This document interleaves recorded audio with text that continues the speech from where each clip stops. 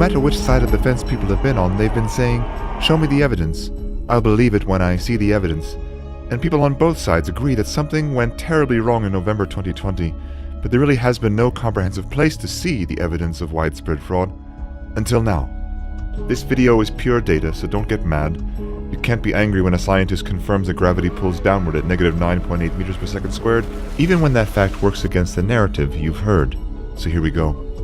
Just before we show you some new disturbing video evidence, we'll talk about statistical anomalies in 3 states in question.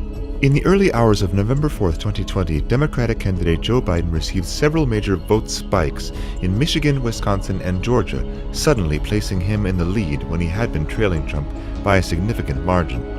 8,954 individual vote updates were analyzed. Across nearly all updates, there follows a clear statistical pattern. However, a very small number of batches are especially questionable. The 4 most notable aberrations were 2 in Michigan, 1 in Wisconsin, and 1 in Georgia.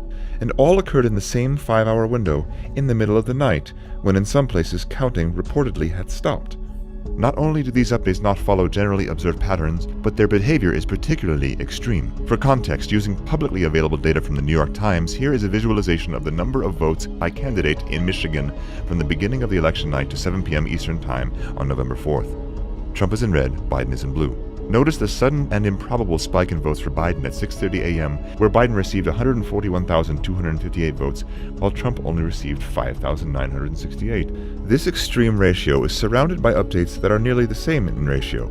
This particular update is 23 times more votes for Biden, and is the most extreme update favoring Biden in all datasets across all states. The situation in Wisconsin is even more stark.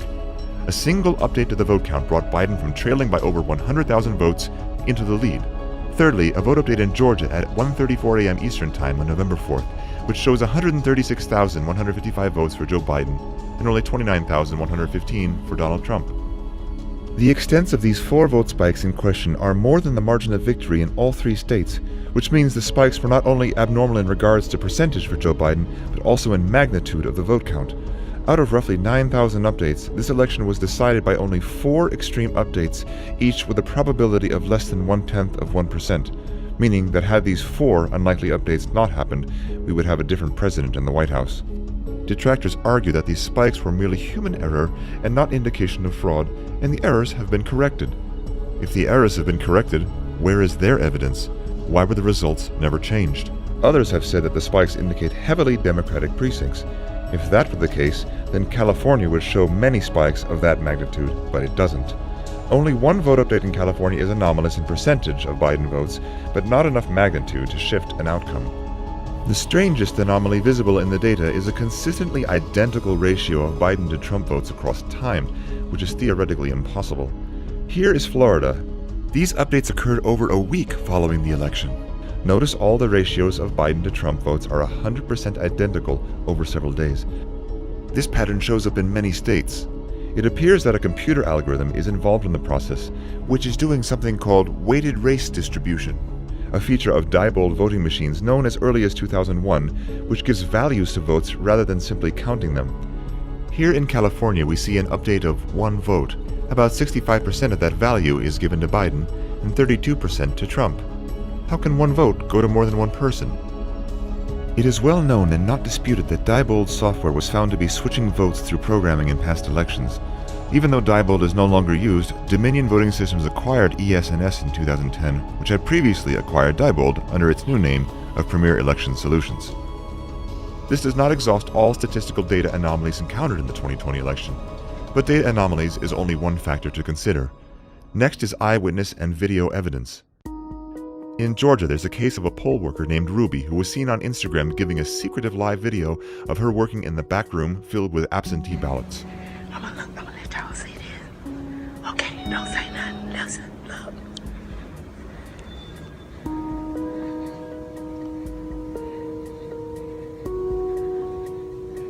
At 10:30 p.m. on November 3rd, all media and poll watchers were told to leave State Farm Arena because ballot counting was going to stop.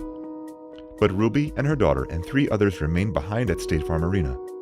They pulled boxes of ballots out from under the table that was placed there in the morning and distributed them to several counting stations. back to Fulton County, Georgia right now, where our reporter Blaine Alexander apparently has some new reporting on the expectations for that count. Well, Rachel, we've learned that the counting continues tonight. You know, right here in State Farm Arena behind me, we've learned that there are 5 people who are still inside, still working to scan those absentee ballots and try and get those numbers tabulated. Now, initially, we were told that everybody went home at about 10:30, but I just got off the phone with the county spokesperson who tells me that indeed there are still some people in there quite literally burning the midnight oil, scanning ballot after ballot and trying to get that information in. And Blaine, specifically, you said 5 people are inside that building? That's 5 of 5 actual individuals who are working on all the absentees in Fulton County right now? Just 5? Wow. Talk about having the sort of fate of the nation in your hands. Ruby is seen here in this video running the exact same stack of ballots through the machine 3 times. Other workers do the same. Note that a large surge in Biden votes can be observed after this tabulation at 0634 Greenwich Mean Time, which is 1:34 a.m. in Georgia, just after the time in question. You may ask, can a ballot really be counted more than once? Here is your answer from Coffee County, Georgia. Can you scan a ballot more than once? I've just done it. I'm talking about That's you the just, same batch that she's been doing. you just keep scanning them. If you I just kept scanning that same. like, you just keep something. I just scanned the same batches that y'all just voted. I never got any more until that one. I don't know why they approve such a system. Ruby allegedly posted this later on social media.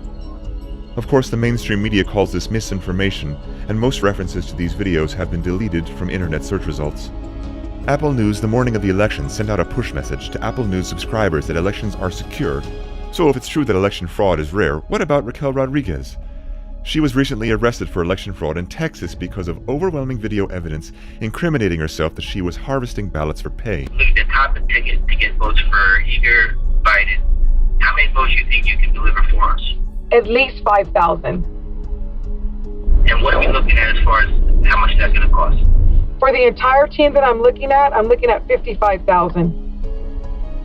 So $55,000 for 5,000 votes, top the ticket, eager Biden. If not more, I'm not going to overpromise because remember, we're 16 days till election day. You give me cash, you can do whatever you want to do. $55,000 up front, 5,000 votes. That's right.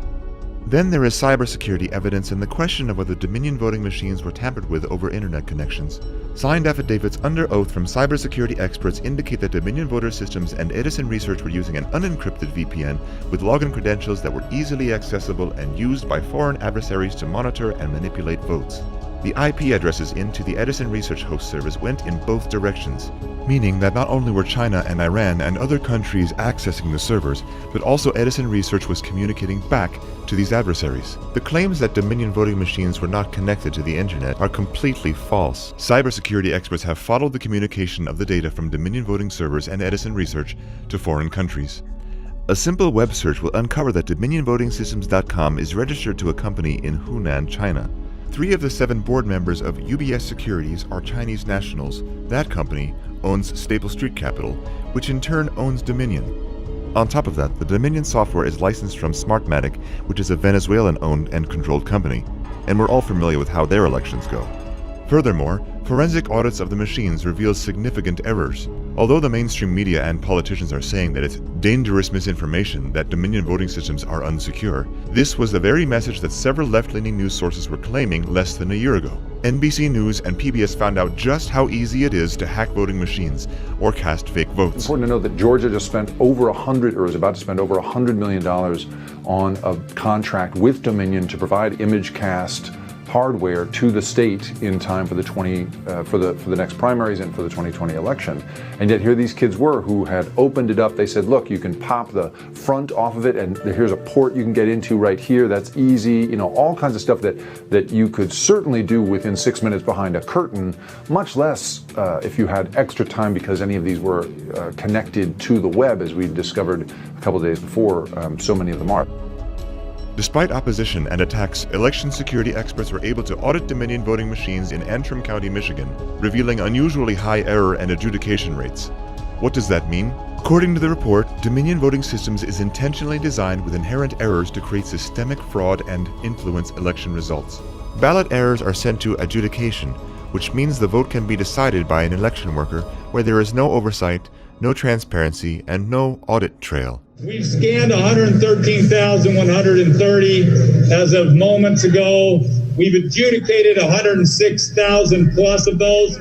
Experts identified an error rate of 68.05%, which is far above the Federal Election Commission guidelines of 0.0008%, or 1 in 250,000. Although vote adjudication logs are available for prior election years, suspiciously, all the logs for the 2020 cycle were missing. Moreover, all security logs prior to 11:03 p.m. on November 4th are also missing. If that's not enough, the election event designer log shows that the Dominion ImageCast precinct cards were reprogrammed on October 23rd and again on November 5th, which violates the Help America Vote Act, which includes a 90-day safe harbor period that prohibits changes to election systems, registries, hardware, and software updates without undergoing recertification. Even if skeptics and critics persist that these issues are inconsequential, they should be willing for forensic audits to take place for transparency, yet they have viciously attacked attempts to review logs. Why is that if there's nothing to hide? Election officials in Maricopa County, Arizona have even ignored subpoenas for release of election data and Dominion machine audits until after the inauguration. Then there's the mass influx of unsolicited mail-in ballots. The key word is unsolicited. In other words, people receiving ballots they never asked for.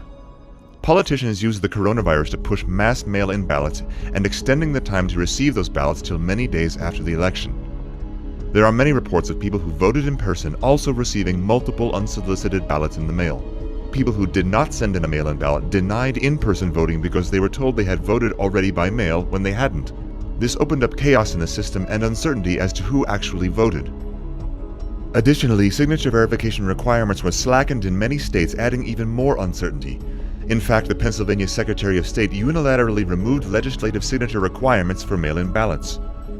More than 1,000 signed affidavits have been given by poll workers who have witnessed illegal activities, non-equal treatment of Republican poll watchers, counting ballots in locations with no poll watchers not permitted close enough to see the counting process, shredding ballots, garbage bags full of ballots for Trump, entire boxes of hundreds of supposedly mail-in ballots that have no folds, indicating they were never actually mailed by anyone. The list goes on and on. These affidavits are signed by witnesses under penalty of perjury, so this should not have been taken lightly, but these witnesses were never heard in court. Unfortunately, what we have covered is only the tip of the iceberg on fraud, cover-ups, federal election law violations, and dishonesty on a global scale. So either the Secretary of State's office is recording and certifying results that have negative errors and fraudulent votes in them, or someone is giving them negative information. Recent polls show an overwhelming percentage of the U.S. don't trust the 2020 election was without fraud. At the end of this video, the credits will be further data scrolling through that you can read for yourself, and pause and go back and read again. So what can you do? Firstly, find a way to download this video and share it. Film it with your mobile phone. Do anything to duplicate this. Post it with a hashtag, "Here is the evidence," hashtag #EveryLegalVote. Because guaranteed, big tech and social media giants will do their best to erase it from the internet, as they've already done with much of the evidence we've already shared. And if they can't erase it, they'll fake fact-check it. Well, guess what? We've already done the fact-checking. We've gone through thousands of pages of data, sworn affidavits, forensic reports, and cybersecurity reports. Secondly, you can demand election reform from your elected state and local officials. We cannot let another election ever be this questionable ever again. This is the United States of America. People used to look to us on how to have democracy through our voting system. 2020 was a complete sham, and it cannot ever happen again.